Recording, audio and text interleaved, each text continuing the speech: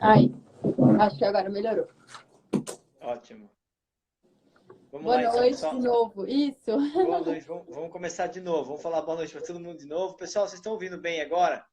Melhorou, né? Ah lá, ótimo.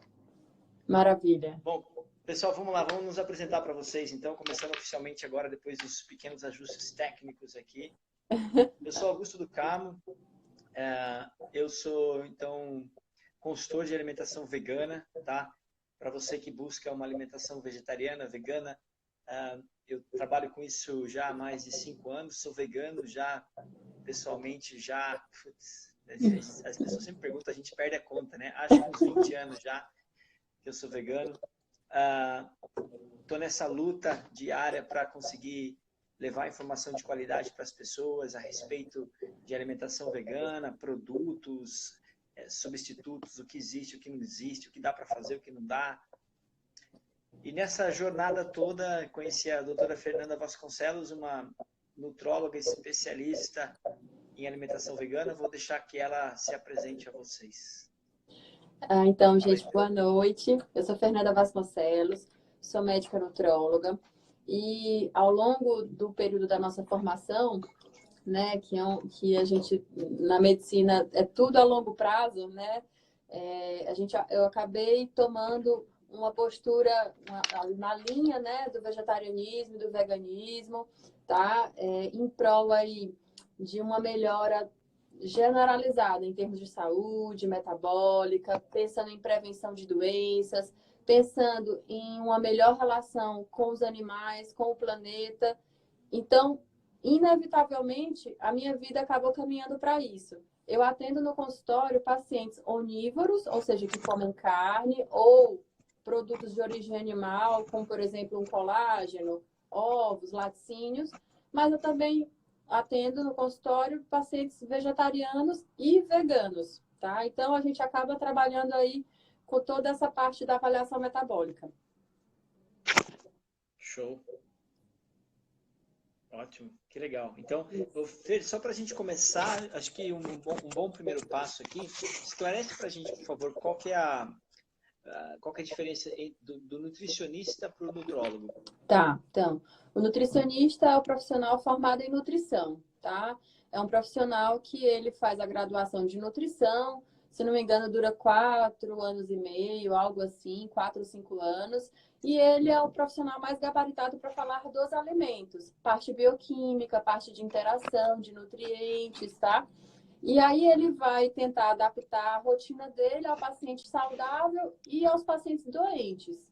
Tá? Isso que normalmente a gente vê o nutricionista trabalhando em parceria com os médicos. Então, os médicos nutrólogos também. O nutrólogo é o profissional médico, tá? Ele formou em medicina, são 6 anos de graduação, depois ele fez a residência de clínica médica, que é uma residência, uma pós-graduação, digamos assim, e depois ele faz a nutrologia, tá? E depois ele faz a prova de título para, como é que eu digo? Para ratificar, né, confirmar a atuação dele perante a classe médica, né, que é o órgão que regulariza qualquer especialidade médica. Tá? Então, o médico nutrólogo ele está totalmente capacitado para ver, além da parte alimentar, a parte hormonal, metabólica, lidar diretamente com as doenças dos pacientes, uma esteatose hepática, que é o acúmulo de gordura no fígado, tá? Uma pressão alta, um diabetes. A gente consegue predizer, por exemplo, se o paciente está prestes a se tornar diabético em 1 ano, em 6 meses, em 2 anos. Pelos exames dele, pelo quadro metabólico dele, a gente consegue ver isso acontecer e o que é mais gostoso na nutrologia é isso, é a prevenção. Que legal, show É. de bola. E olha que engraçado, né? Você encerra a tua fala justamente mencionando a palavra principal aqui, acho que da nossa conversa hoje, né, Fernanda? Que é Prevenção. exatamente, né? O que o veganismo pode fazer? O que uma alimentação baseada em plantas, né? O que ele pode fazer? O que isso tem a ver com o coronavírus, né? Eu acho que muita gente deve ter achado que nós íamos falar aqui que quer curar do coronavírus, se torna vegetariano, né? Não é isso, né? Mas eu acho que essa é a palavra principal, né? Inclusive, hoje eu vi um post do Dr. Laí Ribeiro muito interessante. Ele diz justamente essa frase, né? É muito mais fácil prevenir do que remediar, né? Sim, E na verdade isso é um ditado antigo, né? A gente cresceu ouvindo sim, isso, né? sim, Antes prevenir do que remediar, né? E isso. eu acho que a gente pode começar falando por aí, né, Fernanda? Fala aí um pouco da questão médica, né? Em que uma alimentação baseada em planta ela pode tornar Trazer. o organismo, nosso organismo menos suscetível a hospedar um vírus, por exemplo, não evitar, não que a nossa alimentação seja uma armadura, né? E que o vírus não Sim, vai entrar, né? sim. Mas ele vai encontrar no nosso corpo um lugar meio chatinho para ele, né? Na verdade, assim, quando a gente fala de nutrição, de alimentação, né, vegetariana ou vegana, né, a gente fala de uma alimentação riquíssima em micronutrientes, tá? Riquíssima, então eu tô falando de concentração boa de zinco, selênio, cobre, magnésio, cálcio, tá? O cálcio ele é mais chatinho, mas a gente consegue adaptar, por exemplo, com alimentos ricos como o gergelim, por exemplo, tá? Colocando nas saladas. Mas, enfim, eu vou pormenorizar mais à frente. E uma alimentação altamente equilibrada, às custas de proteína vegetal. E quando eu faço um paralelo entre a proteína animal e a proteína vegetal, cabe salientar aqui que eu estou falando de uma proteína mais pobre em caloria, então eu tenho menos caloria. Então, alguém que tem o objetivo de não ter excesso de caloria, o grande mal da população é a obesidade. Então, ela vai estar melhor nesse sentido. Eu vou ter um menor grau de gordura.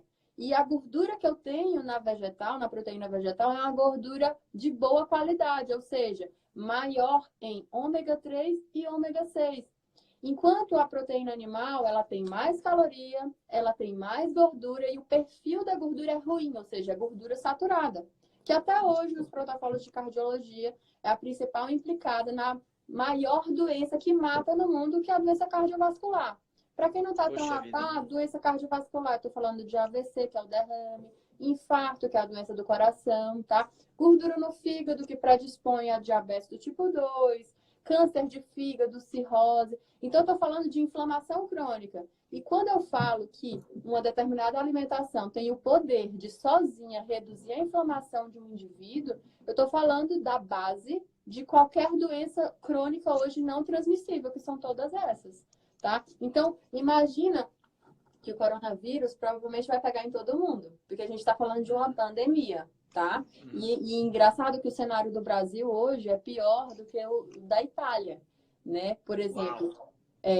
quando eu falo do dia de, temporalmente falando, comparando os casos confirmados e tudo em relação ao Brasil e à Itália, o Brasil está pior, tá? Então, na época lá da Itália, quando ela estava, acho que no 20º dia de infecção, né, dos primeiros infectados, ela tinha 3 mortos.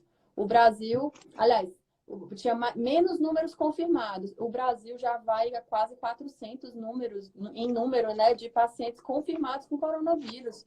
Então, assim, Uau. a gente tem receio em relação a essa curva exponencial, tanto de contágio quanto de casos graves. Porque a gente sabe que existe uma proporção. Quanto mais casos tiver, mais casos graves vai ter também, é inevitável, né? Então, se eu estou falando de inflamação crônica, inclusive está nos grupos de risco, né? Quais são os grupos de risco para ter um quadro clínico mais grave, potencialmente fatal? São os idosos, mas também os portadores de doença crônica. E aí eu falo pressão alta, diabetes, dislipidemia, tá? Esteatose hepática, tudo que faz aumentar a demanda inflamatória no organismo, eu vou despender mais energia do meu corpo, em vez de essa energia ser canalizada para curar o vírus ou qualquer outra doença que apareça, não, eu tenho que dividir a energia. Então, eu vou ter que cuidar da minha inflamação interna e outra parte da energia vai debelar as infecções. Ao passo que, se eu tenho um organismo desinflamado, menos inflamado, com maior potencial contra radicais livres, contra infecções, toda a minha energia vai ser canalizada para debelar aquela infecção. Então, é outro patamar de resposta, tá? Então, basicamente é isso. A dieta, a plant-based, né? Inclusive, está explodindo em vários países. Outro dia eu atendi uma paciente cuja filha mora em São Francisco e ela veio me perguntar, doutora, eu quero aprender essa dieta porque é tudo que está se falando nos Estados Unidos é sobre essa dieta. Eu fiquei super feliz de saber disso, porque a gente vê que aos pouquinhos as pessoas vão mudando a sua mentalidade, vão entendendo nutricionalmente o que é o melhor para elas e mais do que isso, né? Pensando aí nas novas gerações, numa melhor relação com os animais, com o planeta, né? Tudo isso a longo prazo. E a curto prazo também. Quando eu falo de coronavírus, tudo isso também vem à tona. Pois é, não? Que incrível. Incrível. Pra gente parece tão simples, né? A gente percebe que nós vamos ter que, talvez, fazer esse bate-papo com mais frequência, né? Para que as pessoas possam ter acesso a essa informação, que parece que pouquíssimas pessoas estão falando sobre isso, né? Isso. Mas, assim, na verdade, Augusto, as publicações sobre tudo isso que a gente está comentando aqui são tantas que vários órgãos, várias entidades já têm se posicionado a favor disso, tá? A última agora que eu tenho conhecimento foi o Consenso Internacional de Diabetes. Então, eles se juntaram e viram que, por exemplo, para pacientes diabéticos, apesar de a gente ter tanto foco em relação ao carboidrato, foi visto que a gente pode até aumentar proporcionalmente o teor de carboidrato da dieta. Se eu tirar carne, ovos, leites e ter uma dieta rica, né, em produtos de origem vegetal, e aí eu quero deixar bem claro que a plant-based, e não simplesmente tirar carne, ovos, leite e derivados, porque, por exemplo, a batata frita, ela é vegana, mas nem por isso ela é saudável, né? Exato, mas então, a plant-based é a que melhor mostra um controle glicêmico nos pacientes, sendo, portanto, a recomendada para pacientes diabéticos do tipo 2. Primeira escolha. Incrível, né? Incrível. Isso tudo Eu estava estudando, levantando algumas informações para fazer o vídeo que eu publiquei hoje e ontem. E aí os números, eles realmente assustam, né? Mas não os números do coronavírus, né? Os números de mortos por doenças causadas diretamente pela dieta, né? As doenças cardiovasculares, doenças cardiorrespiratórias, essas doenças que você citou. Eu fiquei realmente assustado quando eu percebi, quando eu fiz as contas, né? São mais de 30 mil pessoas por dia. Eu coloquei no vídeo 20 mil, mas muito mais. Depois eu fiz as contas, vi que eu fiz as contas erradas. Porque se você soma as doenças causadas, as doenças cardiovasculares, as doenças do coração, aí você citou AVC. Se você põe nesse pacotinho câncer, se você põe nesse pacotinho cigarro, né? E se você põe nesse pacotinho diabetes, dá tipo 50 mil pessoas por dia. Muita gente. Não é à toa que é a principal causa de morte, né? É a doença cardiovascular. Cardio e cérebro vascular, né? São as duas, são as vasculares. As vasculares, né? Então, e a gente vê um alarde tão absurdo a respeito do coronavírus, né? Tipo, parou a economia, parou tudo, né? As pessoas não vão trabalhar, não vão comer, não vai para a escola, não vai pegar ônibus. Esses dias eu fui chegar em casa, minha mãe não quis dar um beijo e abraço. Eu falei, É que, na verdade, tudo que é novo, Augusto, impacta de uma forma mais severa, né? Algo que você não está esperando. Então, como chegou bruscamente, né, o coronavírus, então ele acaba ganhando um pouco mais de atenção das pessoas, ao passo que algo tão mais impactante em termos de mortalidade e morbidade, aí eu faço alusão aí ao que você colocou, né, as doenças vasculares, tanto cardio quanto cérebro vasculares, acaba meio que as pessoas se acostumando com aquilo e acaba não dando a devida importância, né? Mas Incrível. voltando ao ponto do coronavírus, quando eu falo de menor inflamação, eu falo sim de uma melhor resposta, seja o que for. Aos próprios eventos Exatamente. cardiovasculares, quanto a Esse é o... curto prazo, que é o coronavírus, ou as demais epidemias ou pandemias que surgiram no mundo. E aí eu cito aqui o Ebola, né, que surgiu lá em 76, a gripe aviária, a gripe suína, né? A última gripe que apareceu agora na Alemanha, H5N8, né, no ano passado, que foi meio que abafada pela mídia, também. Enquanto o homem continuar interferindo de maneira não responsável na natureza, poxa, só o que vai acontecer é esse tipo de problema, né? De epidemia e pandemia e micro-organismos cada vez mais perigosos, né? Com maior contágio, com maior virulência, ou seja, capacidade de provocar doença e morte, né? Mortalidade. É complicado, é sombrio. É sombrio, porque a partir disso a gente tem que parar para refletir numa série de coisas. Exatamente, né? A gente tem um documentário muito interessante, na verdade uma palestra no YouTube, no TED Talks. O título dessa palestra é Coronavirus is our future, né? É o nosso futuro. Então, muitos especialistas epidemiológicos dizendo que, não se iluda achando que o coronavírus é único, né? Sim. Teremos muitos outros ainda. Muitos outros. Enquanto as pessoas não entenderem isso, né? Então, quando nós começamos a entender o nosso papel no mundo, né? A nossa relação com os animais, né? Quando a gente entende isso, o benefício é duplo, né? Porque nós não apenas deixamos de contrair doenças, mas temos uma vida mais plena em termos de saúde, de modo que não é só o vírus corona que eu evito, mas muitas outras coisas, né? Uma gripezinha, um resfriado que seja, né?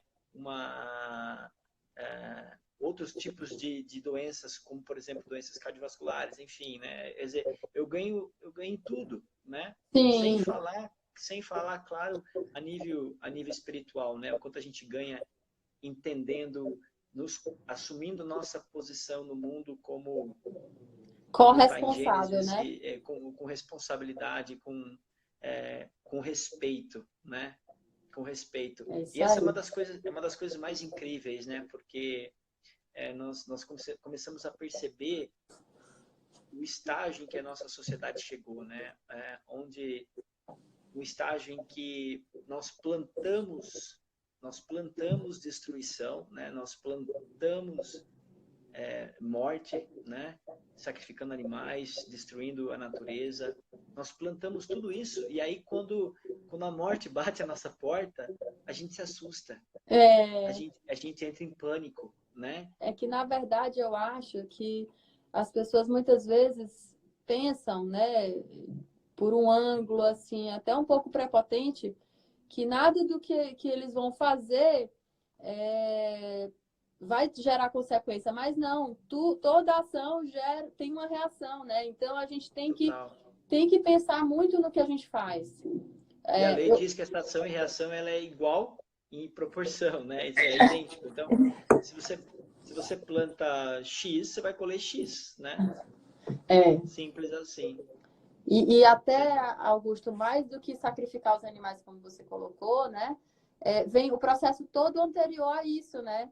Então, quando eu falo um melhor relacionamento com a natureza, aí eu me refiro ao solo, à própria plantação, o confinamento desses animais, tá? Porque ali em ambiente totalmente confinado, privados da luz do sol, uma série de doenças vai se permear ali naquele ambiente. E é lógico, ao longo da nossa história, da nossa evolução, existiram uma série de mutações, né, modificações genéticas, e perante esse meio, né, totalmente conturbado, que o ser humano propicia aos animais, né, vai sim surgir uma série de mutações e o que era específico de um micro-organismo para o porco, para a galinha, não vai ser mais. Então, vai gerar um micro-organismo super potente para eles, que não deveria nos contaminar, mas acaba nos contaminando. Então, o que falta é esse link. Esse link que eu acho que falta, que eu acho que talvez as pessoas ficam pensando só no agora, mas não é bem assim. Vai bem mais além. Por exemplo, se a gente pega algumas doenças da história, né, várias doenças, elas vieram da contaminação através de estudos com animais. Estudos e esse tipo de relação de escravidão, né? De escravidão mesmo, não tem outra palavra, né? Exato. Fran, vamos falar de algumas coisas aqui que Estão pedindo, né? algo interessante que é para que as pessoas possam ter uma visão muito clara, né, do que a gente está falando, dessa questão que envolve a alimentação, né? Tá. Alguns anos atrás, eu tinha uma conexão próxima com grupos de ativistas e eu não sei se você lembra daquele caminhão que tombou no Rodoanel, carregado de porcos. Não. Teve um acidente aqui no Rodoanel, em São Paulo. Tinha uma carreta com porcos indo para o abate e essa carreta tombou, né? E aí os ativistas ficaram sabendo, foram lá para tentar resgatar o máximo de porcos possível, né? Tá. E você sabia que dos 70 porcos resgatados, mais da metade, uns 40 porcos estavam completamente doentes. Tinha porco com câncer, tinha porco com infecção generalizada, tinha porco com tumor no corpo inteiro. Sim. E estava indo para o abate para virar carne, cara. Então, mas é isso, é a visão aqui, ó, só do lucro. É só o lucro que interessa. E aí eu vou bem mais além, Augusto. Você está colocando os porcos? Tá. Eu tenho frango com hormônio doente, que é abatido. Eu tenho um solo pobre, porque a cultura, como é que eu digo? O comércio da monocultura torna aquele solo pobre. Então, uma maçã que normalmente era para ser rica em determinados nutrientes, não é. Então, você nunca sabe direito o que você está comendo. Então, enquanto houver essa postura direcionada apenas ao lucro, fica inviável uma série de coisas em sociedade, tá? Vamos falar assim, ó. Carne de porco. Por que ela é péssima para o ser humano? Vamos supor, de uma carne de um porco saudável. Não vamos nem falar desses porcos com tumor, porque aí a conversa fica injusta até, né? Bom, a carne em geral, né? A carne do boi, a carne do porco, né? São carnes ricas em gordura. A gordura, o perfil da gordura animal é um perfil de gordura saturada. E quando eu falo gordura saturada, basicamente eu tenho duas vilãs, né? Quando eu falo de saúde, de científico, né? Em termos científicos, respaldados, né? A gordura saturada até hoje é implicada em doença cardiovascular. Então, aí não tem muito o que eu te explicar. Eu tô ingerindo uma proteína que é rica em algo que vai me causar doenças, que vai, em termos cumulativos, aumentar a minha chance de ter mais doença de cunho inflamatório. E essas doenças vão ter consequências. As últimas consequências: infarto do coração, AVC da cabeça, que é um infarto cerebral, pode ser hemorrágico ou isquêmico, né? E tudo isso vai entupindo as artérias da gente e vai tornando todos os nossos órgãos doentes. Todos eles, né? Então eu falo... Pode falar. Desculpa, pode falar, pode concluir. Não, então a principal pegada é essa. Além disso, a gente sabe, aí já não seria mais tão científico, né? Bom, todos esses animais que são abatidos, eles carregam com toda essa questão da carne e tudo, energia negativa, né? Medo, dor, né? Isso daí Eles sentem. E tudo isso Pode falar. Você vê alguma possibilidade, como é que está na literatura? Você vê alguma possibilidade de surgir alguma comprovação científica dessa questão energética? Eu nunca li sobre em coisas científicas, em arquivos científicos. Eu Embora já seja li, óbvio, né? eu já li em cunhos energéticos mesmo, espiritual, mas cientificamente falando, eu nunca li sobre isso. Mas porque não Artigos tão, científicos. com certeza não é muito difícil, né, de interpretar isso, né? Não, certamente que não. Certamente que Eu não. dei um exemplo aqui do frango. Agora eu vou compartilhar com as pessoas outra questão que muita gente também não sabe, né? A questão que envolve o leite, né, Fernanda? Sim, Porque muitas pessoas têm essa visão, né, de que o leite e o queijo, eu não estou matando um animal, né? Isso é bastante é bastante necessário as pessoas entenderem esse ponto com muita clareza, né? Eu, às vezes, quando as pessoas me perguntam em palestras, eu gosto muito é uma verdade bastante inconveniente essa, né? As pessoas que comem carne, elas fazem, falando-se em termos de crueldade, né? Para cada quilo de queijo, você tem muito mais crueldade do que num quilo de carne, né? Mas o queijo é branquinho, né? Não está matando o animal, então cria essa concepção, né? De que a carne eu sou vegetariano, eu só como queijo, né? Não consumo carne. Quando eu queria te perguntar isso, né? Falando se você pudesse me dizer de forma assim bem superficial, vamos dizer assim, né? Porque não dá para dizer o que faz mais mal, se é carne ou se é leite, né? Mas simplificada, né? isso é muito curioso, né? Porque o leite, embora ele pareça inofensivo, né? Ele é muito mais nocivo para a saúde humana do que a carne, não é? Porque ele, além das questões que envolve a digestibilidade, que aí ataca outras coisas, você tem também no leite a mesma questão da gordura e você tem ainda no leite a questão hormonal, né? Que é muito Hormonal. forte, que Isso. na carne não tá, né? Fala um pouco Isso. sobre isso. Então, o leite, muitas vezes, né, quando a vaca ela é destinada ao triste fim de ser uma vaca leiteira, né, e ser apartada do seu neném, e ela passa ano após ano nessa rotina de ser inseminada e ser separada do seu bebê, imagina, para que isso se perpetue ao longo dos anos, muitas vezes ela precisa receber tratamento hormonal, tá? Para manter essa fertilidade, inclusive algumas são inseminadas artificialmente, tá? E É o tudo padrão isso. na indústria. Oi?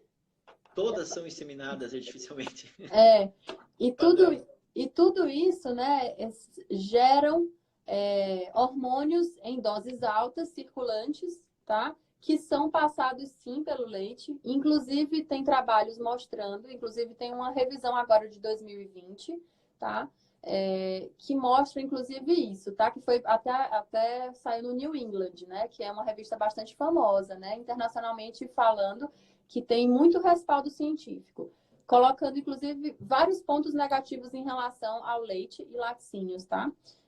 Um deles é essa questão hormonal. E aí ele coloca o potencial risco de câncer 3 vezes maior, tanto de endométrio quanto de próstata.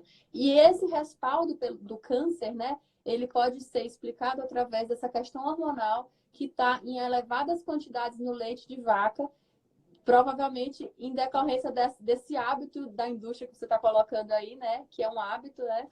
De inseminar artificialmente, altas cargas hormonais. E isso no nosso corpo chega e impacta nas nossas células, aumentando a chance desses cânceres, tá? Desses Pois tumores. é. Mas vai bem além disso. Tem a questão da gordura saturada.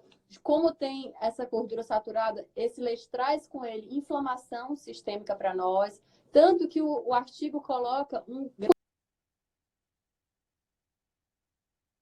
tá? Esse gráfico coloca assim, ó, consumo de leite e derivados, maior a chance de fratura óssea, de acordo com o Exato. consumo de laticínios por países, tá? Então isso é Exato. É muito incrível isso, né? impactante. Quem mais consome leite é quem mais fratura. Então eu tenho no leite um mesmo alimento que vem de uma crueldade, tá? porque eu estou apartando ali a mãe do filho, eu estou provocando uma série de maldades ali com os animais. Eu tenho uma maior carga de gordura, com um perfil péssimo de gordura saturada, tá? Eu tenho um cálcio que, apesar de estar ingerindo cálcio, eu tenho, epidemiologicamente falando, e contra fatos, não há argumentos. As pessoas que mais consomem leite são as que mais fraturam. É isso. E eu tenho um risco potencial de câncer, 3 vezes maior, é um risco muito grande, né, em relação a quem não consome leite. E só voltando um pouquinho na carne, já que a gente está falando de câncer pela questão hormonal, a OMS já decretou, né, gente, que carnes, principalmente as processadas, são nível 1 de evidência, ou seja, não existe dúvida de que causa câncer. Para quem não tem muita familiaridade, é tipo assim, o cigarro causa câncer de pulmão. A OMS tem certeza, nível 1 de evidência. Cigarro causa câncer de pulmão. Carne processada, nível 1 de evidência, causa câncer de intestino. Não existe dúvida. Carnes sem ser processadas, nível 2 de evidência. Eles sabem que tem relação, mas ainda existem dúvidas. É isso. Tá? Então, realmente, quando a gente tenta migrar para uma dieta vegetariana ou vegana, a gente está tomando a melhor decisão. Incrível, né? E é curioso isso porque, né, Fê, poxa, a gente vê essa certa incoerência, né? Porque a vaca não morreu, o leite é branquinho, o queijinho, e no fundo é o que faz mais mal, né, cara? Sim. Nossos próximos encontros a gente pode trazer alguns gráficos para mostrar, né? Tem aquela relação da primeira menarca nos últimos anos, né?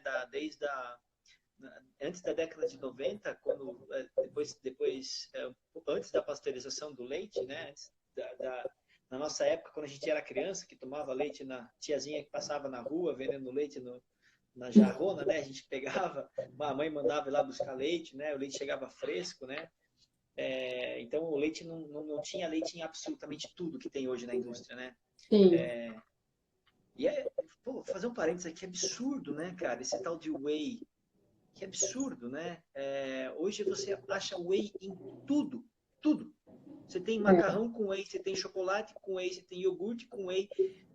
E você sabe qual que é num scoop de whey, sabe quantos litros de leite tem em questões hormonais? Não sei. Fernanda? Não sei. São mais de 30 litros de leite por scoop. É mesmo. Quer dizer, a concentração de GH que tem num scoop de whey chega a equivaler a mais de 30 litros de leite. Eu quero validar isso, mas a última vez que eu pesquisei hoje, se você pega os wheys de melhor qualidade, entre aspas, mais bem concentrados, enfim, esse número sobe ainda, né? Então, nós temos na natureza uma relação, né?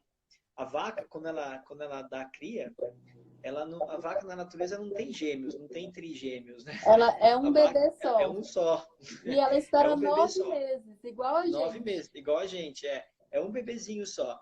E aí, quando o bebê nasce, ela, não sei se você sabe, mas ela tem esse instinto imediato de comer a placenta, né? Então, ela come a placenta dela. E aí, depois as pessoas tomam o leite. Ela come a placenta dela para que o leão, né, o tigre lá longe não sinta o cheiro e venha como o único filhotinho dela, né? Sim. Então a natureza tem uma questão incrível, cara. E assim, eu sou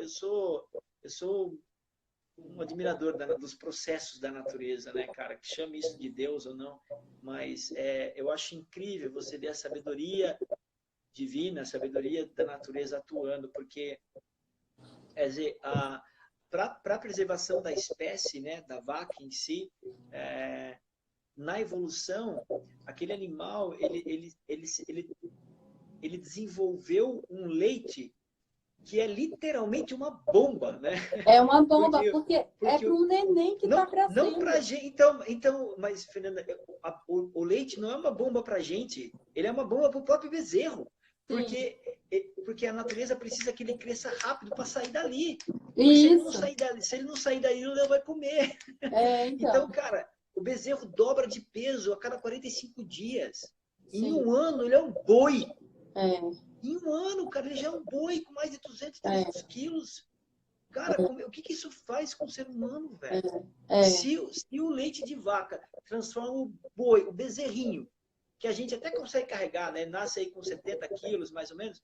Pô, se a natureza transforma o leite do bezerro num boi em um ano, imagina o que isso não faz com a gente, cara. Isso. Em outras palavras, vai estimular o nosso fígado. Na verdade, eu tenho ali secreção de GH e de IGF-1, né, que são produtos hormonais, o GH lá no nosso cérebro e o IGF-1 no fígado, tá? E isso vai chegar nas nossas células e vai aumentar a produção, a replicação celular. E isso pode Câncer. acontecer de forma desordenada, que seria o caminho para o câncer, ou não. Inclusive, Uhum. isso é utilizado no mundo lá de quem busca hipertrofia, a via do mTOR, né? E a via do mTOR, ela tem esses dois lados. Ela vai tanto estimular o crescimento celular e a hipertrofia, mas ela também tem o lado de aumentar o risco de câncer. Pois é. E aí a gente não pode esquecer, né? No caso dos homens, né, o câncer de próstata, das mulheres, o câncer de mama, né? Tem aquela pesquisa, não sei se foi o China Study de Harvard que lançou isso, mas tem um gráfico, né, que mostra a idade da primeira menarca sendo diretamente relacionada com a probabilidade de câncer, né? Quer dizer, quanto mais cedo a menina menstrua, maior o risco dela de ter câncer de mama, colo do útero, ovário, etc, né? Quanto Tem mais alguns, cedo ela menstrua. tem alguns cânceres que são relacionados a isso, porque ela fica hormonalmente mais exposta. Já É. outros já não tem tanto essa relação. Né? Por E nesse, exemplo, o de ovário, sim. O de ovário eu já vi, eu sei que sim, tem essa relação. Justamente por essa carga hormonal em que o ovário está sendo submetido por mais anos do que seria se não tivesse esse estímulo precoce. Pois é, né? Antigamente, cara, se a gente fizer uma pergunta, né? E aí eu quero puxar a conversa para um assunto bem interessante, né? Eu estava conversando hoje com um amigo, né? E a gente estava falando sobre esse negócio do coronavírus, né? Ele ligou o rádio e aí já estava falando do coronavírus, desligou e falou, chega desse assunto, né? E Só aí se eu falei fala para ele, disso, poxa, né? eu falei para ele assim, vamos falar de outra coisa, então. Seus pais são vivos? Ah, não, minha mãe já faleceu há um tempo. Eu falei, sua mãe faleceu do quê? Ah, minha mãe faleceu de ataque cardíaco, né? Aí eu pensei que eu perdi meus avós dessa forma, né? Meu pai já desmaiou por doença do coração, enfim. Se a gente fizer uma análise muito próxima da nossa família, né? E se perguntar assim, do que a sua mãe morreu, seu pai, seu tio, seu primo, você vai ver um absurdo, né? Doença A gente perde, cardiovascular vai estar em primeiro lugar. a gente perde familiares, cara, Sim, por desnecessariamente, né? é, Desnecessariamente. A gente perde pessoas queridas da nossa família por doenças relacionadas à alimentação, cara. sim, E ninguém fala disso. São mais de sim, 20, 30, 40 mil pessoas por dia que morrem por causa de alimentação, cara. E é, aí essa noia toda por causa de um vírus, né, meu? Então a gente fica até refletindo. Eu estava pensando nisso hoje, e já puxando para um outro assunto legal, que eu vi não sei se você viu, está circulando na internet, eu queria ter validado isso ainda, queria ter entrado no site da NASA para ver se era verdade, mas você viu, tem uma foto da NASA mostrando como é que está a China hoje, né, aquela região ali da cidade, por conta da paralisação total, né, o quanto a poluição diminuiu na China, né? Então, sim. os caras fizeram um estudo lá e vieram com esse número de 77 mil pessoas possivelmente foram salvas porque a poluição baixou. É, Quer dizer, o coronavírus salvou 70 ma- mil pessoas. matou e salvou ao mesmo tempo, né? E aí é difícil você dizer que não, né? Porque a poluição é absurda, né? Então, Sim, isso nos leva a pensar, será que a natureza não está realmente dando um toquezinho, né? Fala assim, viu? Oh, Acorda Então, aí, né, filho? eu não sei se você viu, também apareceu uma reportagem na Itália com os toques de recolher e essa questão da quarentena, vários animais com filhotes passeando pela cidade, pelos lagos, pelas praças, né? Sério? Então, sim, Uau! sim, Eu sim, queria ver sim. isso, cara. Na medida em que o ser humano sai um pouquinho de cena, a gente dá espaço para a natureza se recuperar, né? Incrível, né? Incrível. Vamos, a gente tem mais alguns minutos, Fran, vamos aproveitar e dar umas dicas aqui para a galera. Ó, por exemplo, eu vou aproveitar, eu tô aqui, olha o que eu tô tomando aqui, ó, minha kombucha. Fala aí pro pessoal, que kombucha é bom, para que é? Olha, eu não tenho o hábito de tomar kombucha. Eu acho que vou deixar ela com você. Você não tem o hábito? Não, eu experimentei Mas, uma vez no restaurante. Eu achei muito forte o sabor. A gente tá, sabe que tudo que modula o nosso intestino, em termos de bactérias do bem, né? Eu gosto sempre de citar dessa forma para o paciente que está aí do lado poder entender, e modula diminuindo a inflamação, aumentando a produção de substâncias benéficas para o nosso intestino, né? Como os ácidos graxos, que nada mais é do que gordura boa, né? De cadeia curta lá no nosso intestino, nos protegendo, é super bem-vindo, tá? Então, uhum, a kombucha está dentro desse pacote das bactérias do bem. exato, exatamente, é isso aí. Mas Não, vou fora porque você isso, falou, pô, explica aí. Eu falei, eu sempre, mas eu sempre, é, eu sempre confundo a kombucha, ela é um pré-biótico, né? é, Eu tem o confundo pré pré, com pró às vezes. é, tem o pré e o probiótico, né? O É, pré é a comida das bactérias, favorece comida das bactérias. favorece a vida daquelas bactérias, elas se replicarem ali e manterem um ambiente saudável e equilibrado. O Tá, probiótico é a própria bactéria. Então, na própria medida bactéria. e existe também o pré e o pró junto, né? Que aí é o Legal. perfeito, né? Que eu já É o tenho. perfeito, né? É, é. Mas fora isso, o que mais que a gente pode dar de dica, Augusto? Um sono legal.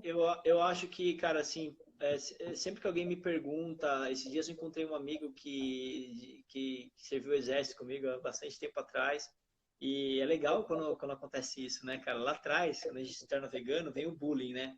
Aí É, agora, 20 anos depois, o cara tá, tá mal, né? Tá gordo, tá doente, e você tá inteirão, você tá jovem, né? Você não evoluceu. E tomando aí foi muito, remédio, né? e aí foi muito engraçado, o cara falou assim, meu, o que você fez, cara? E então, sempre que alguém sempre que eu tenho oportunidade de responder essa pergunta, sempre que vem, eu falo para a pessoa assim, cara, se você pudesse fazer uma escolha só, uma escolha na tua vida, eu ia falar para a pessoa conhecer o jejum. Eu acho que Sim. o jejum não é à toa que é santo, né? Todas as religiões do mundo têm o jejum como santificam o jejum, né, cara? Sim. Então, eu acho que o jejum é um remédio. Assim, eu acho que é muito mais importante do que qualquer alimento, cara, eu acho. Eu posso estar errado, não sei, mas Na verdade, o jejum, ele tem os seus benefícios, tá? Mas ele não é para todo mundo, né? E tem pessoas que se dão super bem com o jejum, e a gente tem vários protocolos de jejum, com vários intervalos, tanto de período de jejum quanto de período de alimentação. E tem pessoas que não se dão bem. Às vezes, a fase em que a pessoa está, quando a pessoa está muito inflamada e ela tem um cortisol alto, ou até mesmo um cortisol que já caiu de tanto que esteve alto por muito tempo, e ela tem aquela obesidade, o sobrepeso, uma alimentação desequilibrada, isso faz com que o pâncreas dela secrete muita insulina. E na medida em que uhum, essa insulina fica alta, que a gente chama isso de hiperinsulinemia, a pessoa tem uma fome muito voraz. Então, nessa circunstância metabólica, fica praticamente inviável a pessoa conseguir fazer um jejum, tá? uhum, Então, na verdade, assim, tem gente que se dá super bem, tem gente que a gente precisa melhorar metabolicamente falando. exato. Melhorar a alimentação primeiro, né, para depois entrar com o jejum. Isso, Sim, corrigir sim. ali para a gente poder É, conseguir. Mas o jejum é uma ferramenta legal para essas pessoas que já estão mais, que a gente chama cetoadaptadas, né? Em que é. o nosso cérebro e todo o nosso corpo vai aproveitar a gordura como fonte de energia em vez do carboidrato, né? Que seria ali a primeira via, a via preferencial, digamos assim, É. né? E eu Mas não além queria da... deixar de falar. Pode falar. Perdão, pode falar. Não, Fala então, aí. além da alimentação, a gente tem o sono também, né, Augusto? Que é muito importante. Muito Esse é meu importante problema. um sono de qualidade, de preferência sem ficar acordando à noite, né? Em que eu tenho uma profundidade no sono, eu tenho um equilíbrio, um reequilíbrio tanto oxidativo, né, quanto hormonal. A gente sabe que quem dorme mal, por exemplo, tem maior secreção do hormônio que causa fome, que é a grelina, né? Tem menor secreção do hormônio que nos dá saciedade, que é a leptina, tá? Além de aumentar o cortisol, que é o hormônio da inflamação. E aí, junto com o cortisol, eu tenho pressão alta, disglicemia, ou seja, aumento do açúcar no sangue, tá? Estresse, nervosismo, mau humor. Cognitivamente, no dia seguinte, você está péssimo. E o seu sistema imune, ele não está à parte, ele é integrado. Então, tudo tem que Integrado. estar fluindo bem. Então, o sono é Exato. fundamental. O equilíbrio da dieta é fundamental, tá? Muita gente fala aí, a proteína, tá? A proteína não pode faltar, tá? A proteína não pode faltar, mas o excesso da proteína também vai ser convertido em quê no corpo? Em gordura. E Exato. gordura gera o quê? Inflamação. E inflamação atrapalha o nosso sistema imune a reagir da melhor forma que ele pode, né? É o que ele está programado para reagir aqui. Você o torna inflamado, ele só vai reagir até aqui. Então, a gente impede o sistema imunológico de reagir da forma ótima, ao máximo que ele consegue chegar. Pois é. Fer, infelizmente o nosso horário está acabando. Aqui o Instagram só permite 1 hora. Poxa, que pena. Eu fico lisonjeado pela sua aulinha aí de medicina. Obrigado mesmo pela sua participação. Vamos fazer mais, né? Vamos esperar que todos que entraram aqui se mantenham aí ligados nos nossos canais, né? No nosso Instagram, para que a gente possa essas pessoas possam estar convidando outras, para a gente poder falar dessa informação que é tão importante que, poxa, se a gente não falar, poucas pessoas vão falar disso, né? Sim. A gente tem que mostrar esse que é a verdadeira preocupação, né, cara? Sim. A gente precisa deixar os animais em paz para que a gente possa viver em paz, né? Isso. Obrigada também isso. pelas suas contribuições, Augusto, sobre os estudos que você já leu, que você já vivenciou. Tudo isso agrega valor para mim, para quem está ouvindo, né? Então, essa troca ela é muito importante. Sim, com certeza. Muito obrigado, viu? Obrigada, gente. Qualquer dúvida, chama a gente, tá? Sim, estamos à disposição aí nas nossas mídias sociais, a todos. É isso aí. Boa noite. Fiquem atentos, a gente vai divulgar os próximos. Boa noite, Fê. Valeu, obrigado. Boa. Muita gratidão. Tchau, tchau. Gratidão.